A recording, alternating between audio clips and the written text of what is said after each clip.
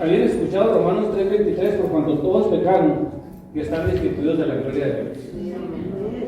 Muy bien.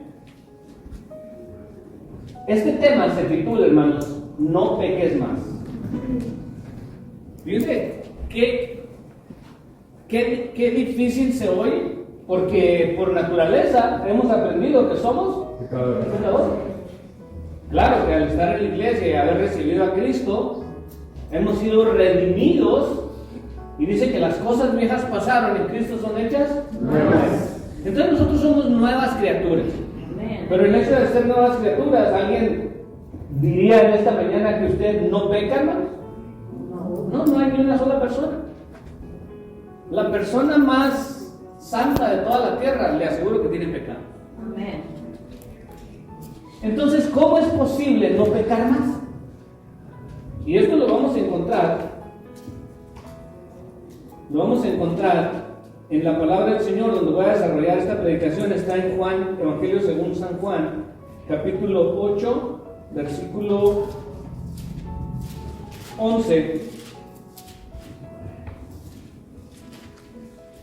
Vamos a leerlo todo, pero ahorita con el fin de ilustrar el punto es solamente en el 11. Dice, ella dijo, ninguno, Señor. Entonces le dijo Jesús, tampoco yo te condeno, vete y no peques más. Y le voy a decir que ya tengo mucho tiempo donde el Señor me ha estado hablando en este tema, hermanos, y no lo había traído a la luz para que ustedes se alimenten. Por favor, pongan atención porque esto es muy importante. Vete y no peques más. Después de recibir la bendición del Señor, la sanidad, la salvación, Jesús nos dice, vete y no peques más. Ahora, vamos a pensar en nosotros mismos. ¿Cómo es posible no pecar más? ¿Hermano? ¿Quién?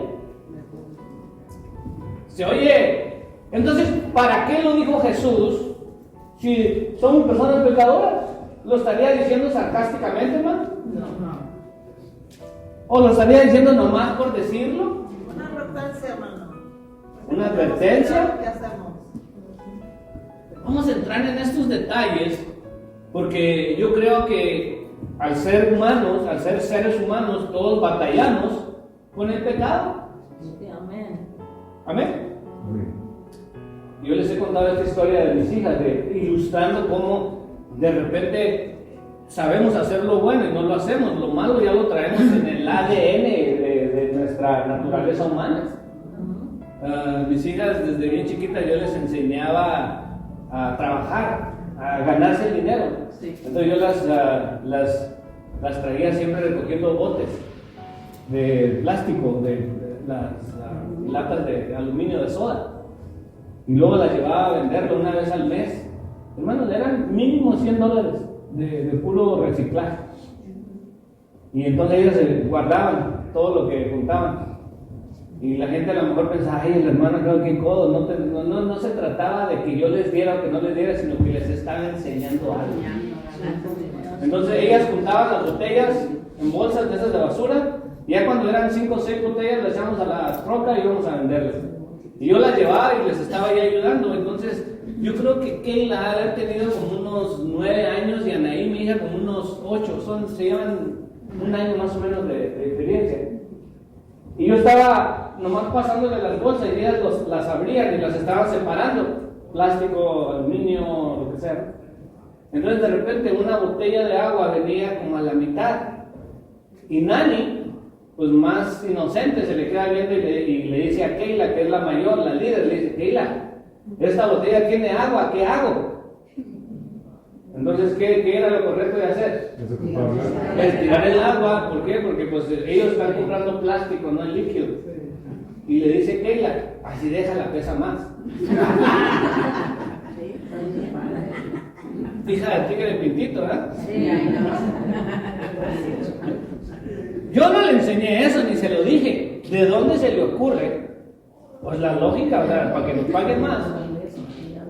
Oiga, y las que me han pasado en ese lugar de reciclaje, que una vez llego yo y llevaba muchas barras de aluminio, de que yo les quito a los camiones. Entonces me dice, no, o sea que no había cómo pesarlas en la báscula. Me dice, pase con la troca completa, la vamos a pesar toda la camioneta. Y mis hijas llevaban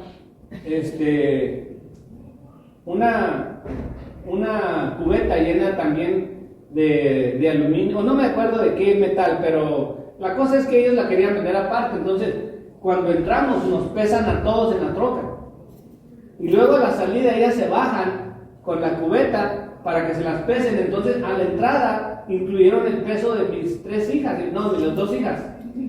¿Sí están entendiendo la lógica? Cuando pesan la camioneta, las pesan a ellas arriba de la troca, pero ellas se bajan a la salida sin pensarlo, porque me dicen, mientras tú arreglas lo que te van a pagar, nosotros vamos a ir a vender esto. Entonces ya me pesan y me dieron, era bastante, y dije, tanto aluminio traía. Y yo me quedo, pero no reaccioné yo, sino que hasta que no llego a la casa me pongo a pensar y dije yo, pesaron a mis hijas como aluminio. Porque a la salida pues ya no estaba el aluminio. O sea que te pesan cuando entras y cuando sales, y la diferencia es lo que va de carga. Entonces vuelvo ahí y le digo al que estaba ahí, le digo, oiga, le explico, le digo, ¿sabe qué? El otro día vine y así, así. Y me dice el que estaba ahí en la ventana pagando, dice, mira, ya te los pagaron, ya ni modo. Ah, bueno. Pues, o sea, pero yo fui y le aclaré. ¿Sí me explico? Pero hermanos, volviendo al tema, ¿por qué Jesús le dice a esta mujer, vete y no peques más? ¿Sería algo irrealista? O sea que Jesús sabía que iba a pecar. Jesús, ¿cuántos de los que estamos aquí batallamos con el pecado? Sí, amén. ¿Y qué es pecado? Todo lo que ofende a Dios, todo lo que es malo delante de los ojos de Dios. Todo es pecado. Entonces nosotros, incluso habiendo sido lavados con la sangre de Cristo, pues de vez en cuando pecamos y pedimos perdón y somos restaurados. Eso yo lo entiendo. Pero vamos a ver, hermanos, a profundidad qué quiere decir no peques más. Para imaginarnos la escena, vamos a tener un poquito de imaginación. Jesús sentado, dando una clase de escuela dominical en el suelo, todos a su alrededor, y de repente el escándalo, hermanos. Los fariseos traen a una mujer que fue hallada en el acto del adulterio. Todos entienden eso. Y la traen del pelo arrastrándonos en esas calles de tierra, me imagino. Los perros ladrando.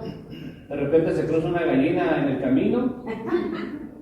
La mujer con toda la pintura de su maquillaje. Ya ven cómo se ven las mujeres cuando lloran y se les chorrea la pintura. Miren cómo se veía la pobre mujer, y toda despeinada, y estos arrastrándola por la calle, porque fue sorprendida en adulterio.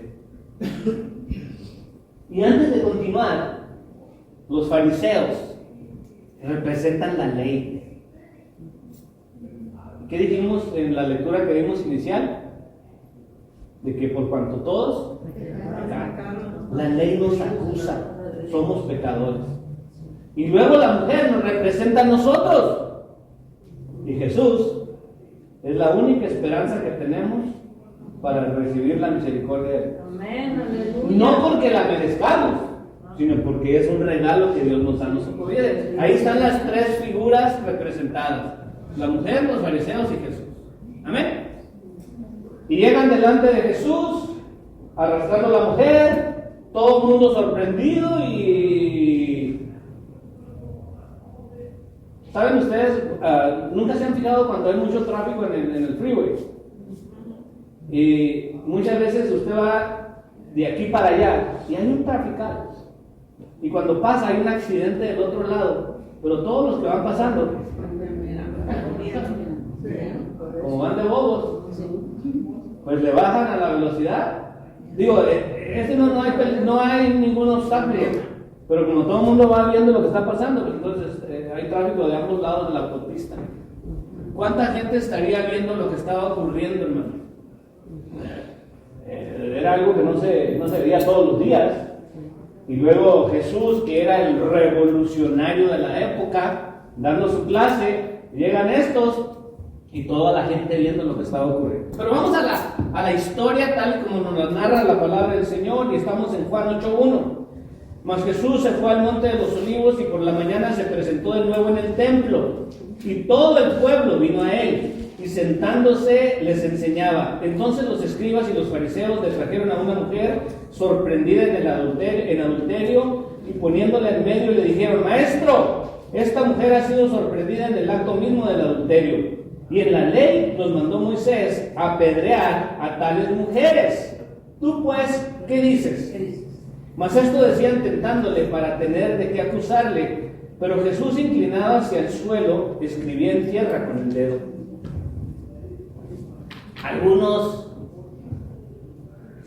de los eruditos de la Biblia dicen que lo que Jesús escribía en el suelo, porque la Biblia no nos lo dice. Entonces dice, vamos a seguir la lectura, pero dice que muchos de ellos se asomaban a ver qué estaba escribiendo, y Jesús le escribía en la tierra el pecado de cada uno: mentiroso, adúltero, hipócrita, ladrón. Y tú sabías que entonces Jesús estaba escribe en el suelo y no les hacía caso. Y estos preguntándole: Maestro, ¿tú qué dices que debemos hacer con esta mujer? Oiga, qué difícil, ¿no?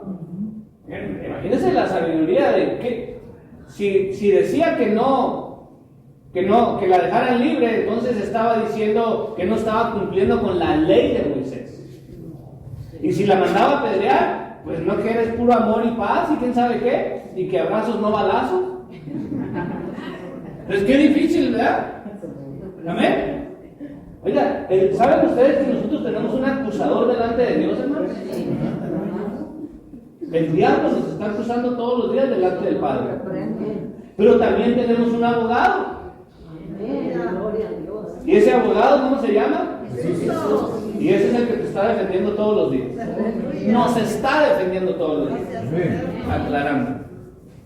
La historia continúa.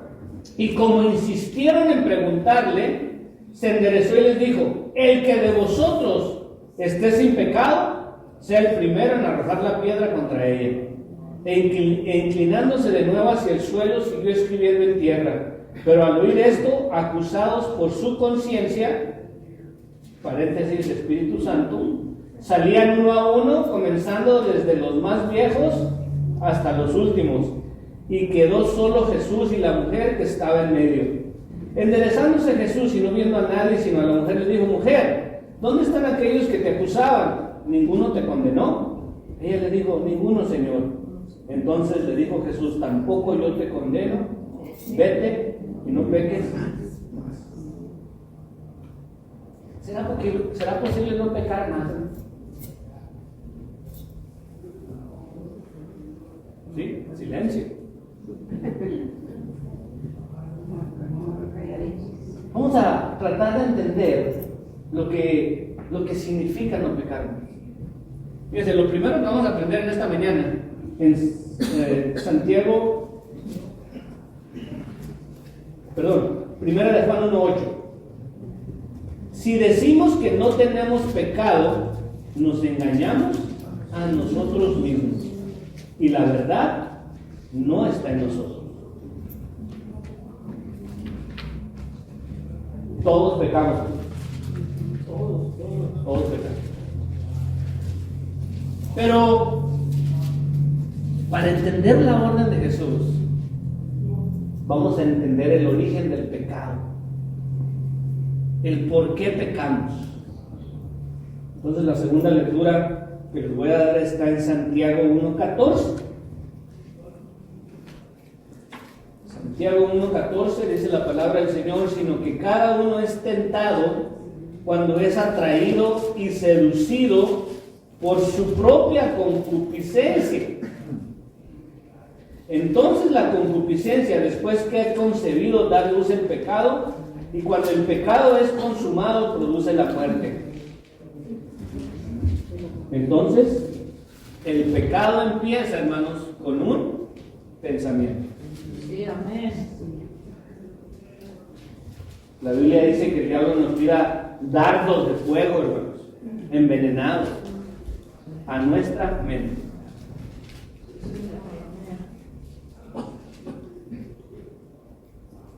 hermano Billy Graham decía lo siguiente, que nosotros no podemos evitar que las aves vuelen sobre nuestra cabeza, pero sí podemos evitar que hagan nido en nuestra cabeza. Y así los pensamientos. ¿Cuántas veces ves algo y eso te despierta otra cosa? Y el diablo, que dice la Biblia que anda como león rugiente, que el Señor lo reprende, hermanos, él conoce tus debilidades y mis debilidades y te tira a ver si caes. Dice, esta mañana la clase de escuela dominical estábamos hablando cuando Pedro fue a sacar un pez del agua para pagar los impuestos, que Jesús le dijo, hey, el primer pez que pesques, ábrele la boca y vas a encontrar una moneda para pagar los impuestos. ¿Se recuerdan? Mira qué curioso. El pez le ponen una lombriz o una carnada y ahí está, imagínense la lombriz adentro del agua, cómo se verá el movimiento, el pescado lo ve que está moviendo y llega, y en realidad ¿qué se está comiendo? La muerte. Según él se va a comer el gusano, pero adentro del gusano está el anzuelo. Entonces diríamos que el pez muere por la boca y se acabó. Y yo no sé si usted ha visto en la televisión cuando sacan unos pescados grandísimos, que sacan la foto y los ponen así parados, así del alto de una persona, 5, 6, 7, 8 pies de largo. Increíble, ¿no? Con una carnadita de este tamaño. ¿Qué es lo que nos hace pecar a nosotros, según lo que dice Santiago? Sino que cada uno es tentado cuando es atraído y seducido por su propia concupiscencia. El diablo nos tira el anzuelo, un pensamiento, una imagen, algo, y nuestro cerebro empieza a procesarlo. Entonces somos atraídos y seducidos. Hay un versículo que dice que tenemos que tener la mente de Cristo, ¿sí? Aleluya. Para no ceder a las tentaciones y a los malos pensamientos. ¿Por qué? Porque estamos siendo bombardeados todos los días. Por eso, hermanos, pues la importancia de venir a la iglesia, porque estás escuchando palabra del Señor, la importancia de leer la Biblia, la importancia de orar en todo tiempo, orar sin cesar, porque entre más ocupados estemos en las cosas de Dios, menos tiempo tenemos para estar recibiendo la basura del diablo. Miren, papás, los que tienen hijos y especialmente jóvenes o niños, tengan mucho cuidado de las libertades que les dan. Ese teléfono que ustedes les prestan o la tableta, estén pendientes de lo que están recibiendo, porque es pura basura del diablo. Sí, amén. Trate de quitárselo para que vean cómo se mueve. ¿Sí están pendientes ustedes de todo eso? ¿A la iglesia no quieren venir? Ah, pero todo el día la tabletita. Sí. ¿Verdad que sí? Tentaciones, ideas, imágenes. Somos atraídos y seducidos. Estamos hablando del pecado. ¿Cómo es posible que Jesús le dijera, vete y no peques más? ¿Cómo podemos evitar eso? A mí cuando una familia me habla y me dice, hermano, ore por mi hijo, por mi hija, inmediatamente, ¿tiene teléfono? ¿Tiene tableta? Sí, quítese. Quítese. Luego. Lo primero es, vamos a empezar con eso. Manténganlos ocupados. Pónganlos a practicar deporte. Inscríbanlos en clubes de ajedrez, de robótica, de lo que sea. Entre más tiempo libre tengan esos jóvenes y esos niños, su mente está divagando, hermano. Viendo videos de TikTok todo el día, ¿qué espiritualidad van a recibir? Vete y no peques más. El anhelo de Jesús es que nosotros nos mantengamos limpios de todo pecado. Amén, aleluya. Hagamos el esfuerzo de no dejarle espacios abiertos al enemigo en nuestra mente, hermano. Mantén tu mente ocupada. Mantén tus hijos ocupados, mantén esas personas que tú amas ocupadas en las cosas de Dios. Y termina diciendo, Santiago dice, entonces la concupiscencia, después que ha concebido, da luz el pecado, y cuando el pecado es consumado, produce la muerte. Nosotros controlamos, hermanos, si seguimos ese pensamiento o lo crucificamos. Amén. Amén. Romanos 8:13 dice, porque si vivís conforme a la carne, moriremos. Mas si por el Espíritu hacemos morir las obras de la carne, viviremos. Porque todos los que son guiados por el Espíritu de Dios, estos son hijos de Dios. Entonces ahora tenemos una fuerza dentro de nosotros que nos ayuda a vivir conforme al Espíritu de Dios. Amén. Aleluya. Y si nosotros seguimos al Espíritu Santo, dice la Biblia, viviremos. Pero si le damos rienda suelta a la carne, moriremos. Ahora la pregunta, ¿qué será lo que guía nuestra vida, hermanos? Nuestros pensamientos. ¿La carne o el Espíritu Santo? Analícelo. Y aquí no estamos para impresionar a nadie, Dios no puede ser burlado. Todo lo que el hombre sembrar, esto cosechará. Pero debemos de dejar que el Espíritu Santo nos esté guiando a nosotros. Dice la Biblia que Jesús fue llevado por el Espíritu para ser tentado por el diablo. Incluso en el momento de tentación, el Espíritu Santo estaba con Jesús. Y Jesús, lleno del Espíritu Santo, le dice al diablo, si eres el Hijo de Dios, dile a estas piedras que se conviertan en pan.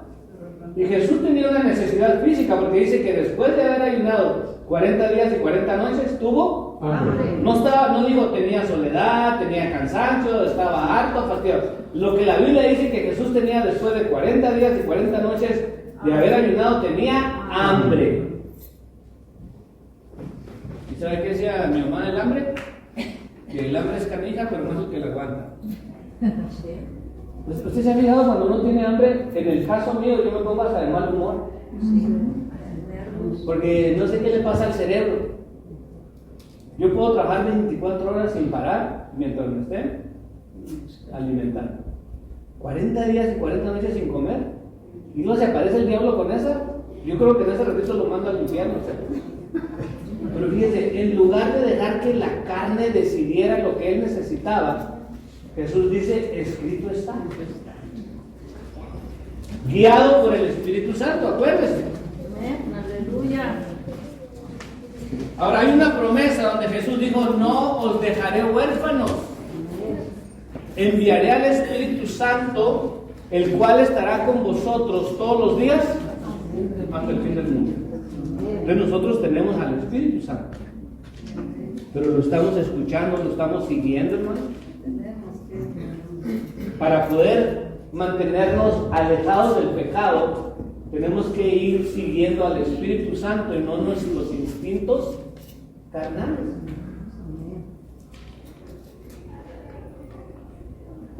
Otro punto, hermanos, y esto hagan de cuenta que el Señor me abrió el entendimiento en esto de no pecar más, que tiene que haber un cambio en nosotros. Esta mujer había sido sorprendida en el acto del adulterio, y cuando Jesús le dijo, vete y no peques más, no solamente le estaba diciendo, te estoy perdonando, te podían haber matado estos hombres, pero te estoy dando una oportunidad. Cambia tu vida, cambia tu manera de vivir. Y fíjense, hermanos, cuando venimos al Señor, ¿cuántas veces venimos enfermos? Y la gente dice, oren por mí porque tengo una enfermedad. Claro, vamos a orar por ti. Y yo creo firmemente que Dios te puede sanar. Pero cambia tu manera de vivir. Porque vuelves a lo mismo y luego dices tú, no, que el Señor no me ha sanado, tengo como 2 años pidiendo. Es que no has cambiado tu manera de vivir. ¿Tiene sentido o no tiene sentido? Sí, claro, nos acercamos al Señor y queremos que Dios haga todo, lo posible y lo imposible. Lo siento mucho, hermano. Dios solamente va a hacer lo posible, lo imposible para que nosotros hagamos Lo posible. lo posible. Cuando el maná del cielo caía, ¿por qué Dios no hacía que cayeran sus cuerpos? Porque O sea, ¿por qué razón no hizo Moisés posible que el maná fuera depositado automáticamente en el cuerpo de la persona donde no tenía necesidad de comer? No. El que quiera comer, salga y recoja y llévelo a su casa y ahí tenga para la porción del día. Pueden recoger todo lo que quieran, pero no lleven de más ni de menos, solamente lo que se van a comer. Y todo, si tú querías comer, tenías que levantarte a recoger la bendición del Señor. Amén. Un acto físico. Vete y no peques más. Involucra un cambio, hermanos, en la manera de vivir. Sí, amén. Entonces, si tú estás enfermo y quieres sanidad, muy bien, vamos a orar por ti y Dios te va a sanar. Pero a partir de ahora, vete y no peques más. Deja de hacer lo que estabas haciendo. Amén. Yo les he compartido, hermanos, a ustedes como una manera de ilustrar la grandeza de Dios. Yo no sé por qué, si todos los hispanos o nada más los de México, pero me atrevería a decir que una de las enfermedades que más sufre nuestra gente es el diabetes. De mi familia, hermanos, abuelas, abuelos, tíos, tías, hermanos, o sea, tanto para arriba como para los lados, todo el mundo azucarado, decían en la tía. ¿Sí o no? Pero la dieta tiene mucho que ver, hermano. Comes y tomas todo lo que encuentras y no te preocupa enfermarte. Y te dicen es come sugar y dices, oh, es ok, ya me repartiré. ¿Cuántos tienen familia que han muerto porque el diabetes? Vienen otras complicaciones, los riñones, la diálisis y finalmente la muerte. Y los ojos también, y los pies. Entonces, ¿cuántas veces vas con el doctor y el doctor te dice? Yo le digo porque yo tuve un papá, hermanos, que a él no le importaba. El doctor le decía, mire, mi papá se llamaba José Antonio Gallegos. Señor Gallegos, no puede comer carne de puerco, no puede comer sal, no puede comer carbohidratos. Y mi papá le decía, pues ¿quiere que me muera de hambre o qué? Y luego le decía, mire, si me voy a morir contento, pero voy a comer lo que yo quiera. Y exactamente así. Él lo dijo con su boca. Y él comió lo que él quiso, cuando él quiso y la cantidad que él quiso. Claro, hermano. Si tú quieres ver un cambio, vete y no peques más. Recibe la sanidad, recibe la bendición de Dios, pero tiene que haber un cambio en mi vida a partir de ahora. Deja de hacer lo que estabas haciendo. Sea en una sanidad física, sea en una sanidad espiritual, tenemos que alejarnos de las cosas que nos hacen daño. Sí, amén. ¿Tiene sentido, hermanos, o no? Sí. Entonces Jesús termina en esta plática con esta mujer en el 11, y él dijo, ninguno, Señor. Entonces le dijo Jesús, tampoco yo te condeno. Vean que en Dios, en Jesús, no hay condenación. Vete y no peques más. Entonces, hermanos, debemos de hacer cambios en nuestra manera de vivir. Venir a la iglesia es bueno. Y yo les voy a decir que aquel día, cuando Cristo venga, muchos se van a quedar. ¿Y sabe por qué? Porque pensaban que venir a la iglesia era todo. No, la iglesia te ayuda, pero tú tienes que hacer un cambio en tu vida. ¿De qué sirve salir de aquí de la iglesia y regresar al pecado? Regresar a lo mismo. Amén. A eso se refería Jesús. Haz un cambio en tu vida, sea lo que sea, hermanos. ¿Por qué? En otra ocasión Jesús le dijo, para que no te venga una cosa peor. Entonces hay una advertencia, que ahora que ya conocimos al Señor, claro, venir a la iglesia, leer la Biblia, orar y todas las cosas que hacemos nos ayudan, pero haz tu esfuerzo para no regresar a lo mismo, para alejarnos de las cosas que nos hacen daño y que nos alejan del Señor.